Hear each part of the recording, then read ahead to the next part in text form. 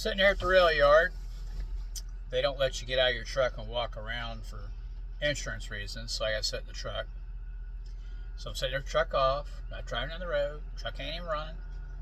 Hear that? You're hearing forklifts move running. You're not hearing this run. Anyway, I'm waiting while they unload some train cars before they can get to me. But I had, my wife and I were watching YouTube this morning, and my feed, as you might expect, is full of economy talk and tax talk and retirement talk and this and that. And I've noticed lately there's a lot of clickbait on the stock market going down. The anti-Trump people are saying, see what he's doing? He's collapsing the economy. He's driving the market down, blah, blah, blah, blah, blah, blah, blah. Okay? And nobody's talking about what's really going on. Everybody's, people like me are going, it's not collapsing the economy. Yes, the market is going down because the market was bloated. The market became very bloated at the end of 2024. And it does need to come back down just a little bit. It was a little too high, in my opinion. And this comes as a buyer of the market, a buyer of industry, buying index funds and S&P 500 and funds indexed to S&P 500, or whole market funds, or funds indexed to whole market funds. That's for another discussion. But as someone who buys these just on a weekly basis for my paycheck, a monthly basis for Roth IRAs, I want to see the market down a little bit because that's money in my pocket. If the market is bloated 10%, means I'm paying a 10% tariff or tax on top of what the goods are actually worth. And so when it comes back down, I get to buy at a normal manner. And when it goes lower than that, I get to buy cheap. I get to buy on sale. And so while I'm in the years of buying the market, I don't mind seeing the volatility at all, because it's going to give me what I know to be a roller coaster ride that slowly goes up. And that's how it trends. A lot of people get afraid when the market does this, but they don't think about when it does this.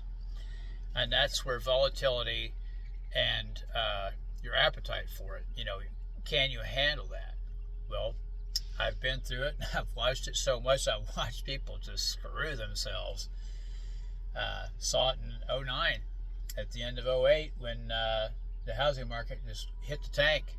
09 was just awful. And 08 and 09 both. And people were drawing out of their 401ks and out of their IRAs and just wiped them out because they could not stick with the same withdrawal rate they had before when their retirement was cut in half, basically. And instead of pivoting and trying something else, they just let themselves get wiped out.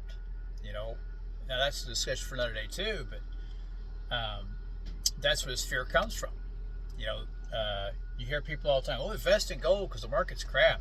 I had somebody recently tell me, they said their dad got screwed in 08 because of the market crash. Said, because I was talking about investing, and it's about 401k and whatever, and he said, no, I'd never do that because of this. He buys Bitcoin, but he won't buy, stock. And he said, well, the stock market is rigged. The house always wins, just like a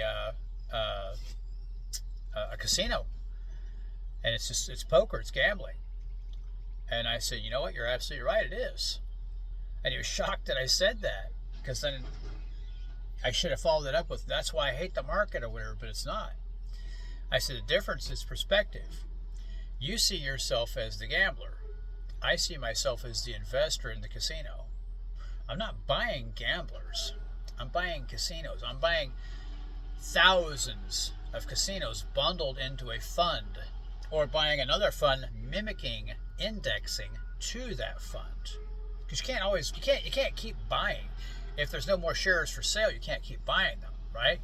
So how what do I want to say? investment houses, how they put this stuff together is because you can't get into that company or that fund because it's full.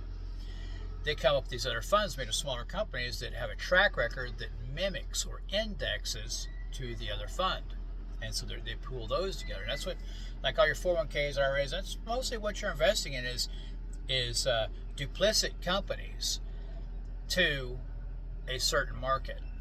That probably all sounds like Japanese to you. Anyway, the thing is, these trend up even though they do this. And so the study was done several years ago, and it was on 3 people from 1980 to 2022. I wrote it down here. I'm not going to show you because it's on paper. It's all chicken scratched. 1980, the average income, I don't know if it's per household or per capita, but the average income was $12,500 and change, like $12,536 or something. But let's just say $12,500 for ease of getting this out, which comes out to a little over $260 a month. That's that does not come out to that. My bad.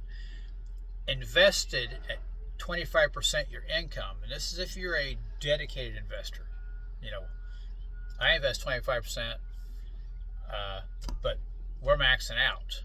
So, point being, some people, if they invest 25%, may not be able to do very high. So, at $12,500 per year, you're only going to get to invest a little over $3,000. That's 25% of $12,000. So, it's not a huge amount.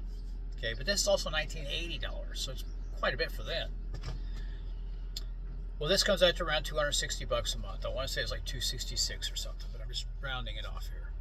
Into the S&P 500 or in a fund indexed to the S&P 500. And what they did, it was separated into the worst investor historically and the best investor historically. And again, this isn't make-believe as far as the times. They actually used a roadmap of the S&P 500 from 1980 to 2022 when they did the study, which is either 2022 or 2023. And what they found was that if you were a great investor, which is what people always say, I don't invest until the market's doing great or market's doing bad. Or I've heard it both ways. Thinking, why would you wait to invest when the market's doing great? Because you're buying high. Well, this investor is very, very savvy. He's followed the market for a long, long time and says, no, I'm going to wait for all-time lows. So this investor, again, this is all based on the same income. You have $260 a week or a month to invest. But these two don't do that. They save that money up. They just put it in the bank or whatever, let it sit there until they're ready to buy. They buy all at once. They can buy with the greatest amount of momentum. What I was saying earlier, when I said I love buying when the market's low, they're saving that up for that very moment to really hit it rich.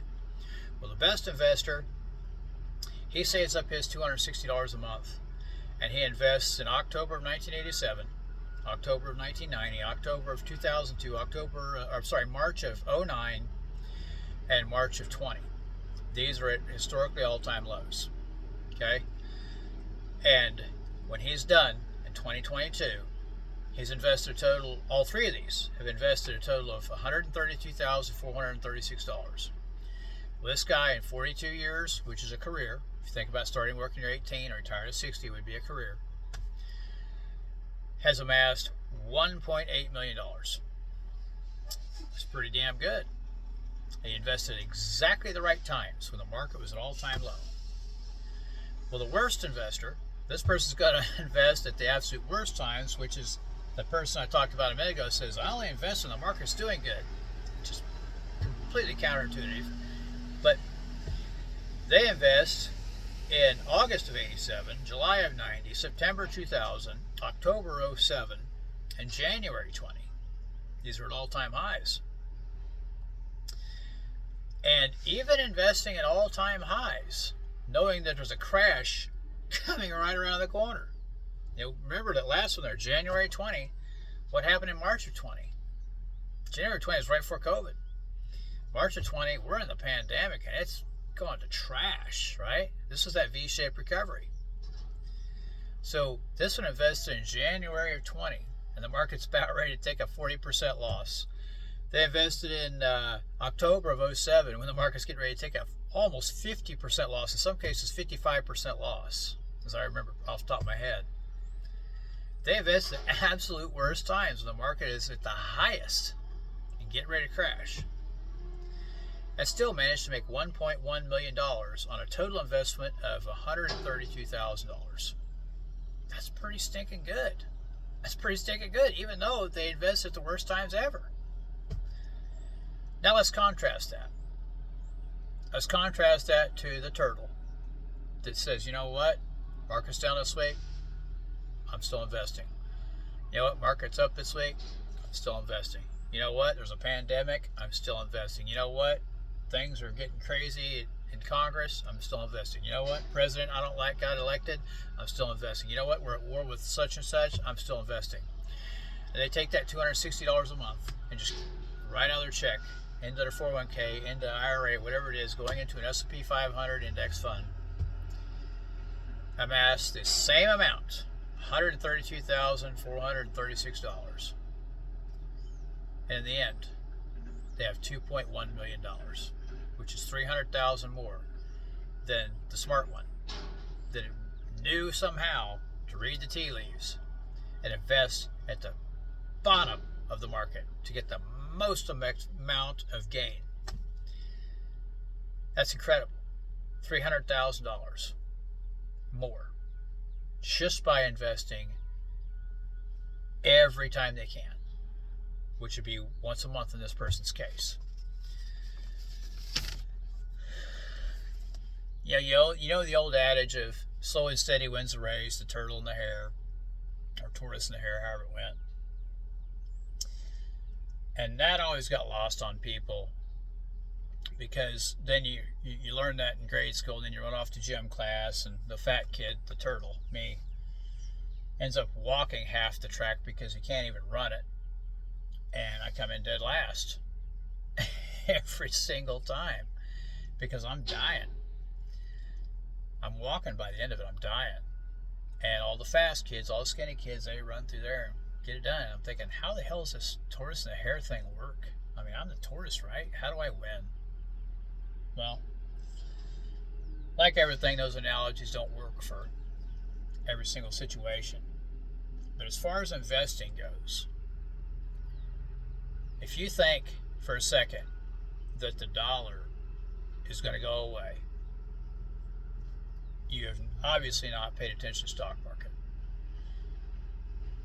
The people that are telling you the dollar is going to go away have a vested interest in something else that they either want you to buy because they've convinced you it's lucrative, or they want you to buy because they scared you enough to think that what you have is going to fail.